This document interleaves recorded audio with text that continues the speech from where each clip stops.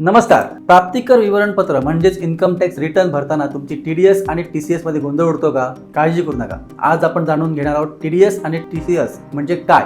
TDS हा प्राप्तिकर कायदा 1961 नुसार उत्पन्नाच्या स्त्रोतावर आकारला जाणारा कर. उदाहरणार्थ समजा तुम्हाला 10 लाख रुपयाची लॉटरी लागली आहे, त्यानुसार 10 लाख रुपयांवर 30% म्हणजे 3 लाख रुपये टीडीएसला जमा करून तुम्हाला 7 लाख रुपये मिळतील. आता टीसीएस म्हणजे काय, तर उत्पन्न स्त्रोतावर जमा केलेला कर म्हणजे टीसीएस. हा कर विशिष्ट प्रकारच्या वस्तूंच्या व्यवहारावर लावला जातो. उदाहरणार्थ मद्य, लाकूड, भंगार, खनिजे इत्यादी. मालाची किंमत घेतानाच त्यात हा कर समाविष्ट केलेला असतो. खरेदीदारांकडून टीसीएस घेऊन तो सरकारकडे जमा करण्याची जबाबदारी विक्रेत्याची असते. एखाद्या व्यावसायिकाची वार्षिक उलाढाल 10 कोटी रुपयांपेक्षा अधिक असेल आणि विक्री किंमत 50 लाख रुपयांपेक्षा जास्ती असेल तर विक्रेता खरेदीदाराकडून टीसीएस घेऊ शकतो. प्रत्येक गोष्टीवर हा दर वेगवेगळा आहे. तर हा फरक आहे टीडीएस आणि टीसीएस मध्ये. आम्ही असेच नवनवीन विषय तुमच्यापर्यंत घेऊन येत राहू. पाहत राहा गोमंतक.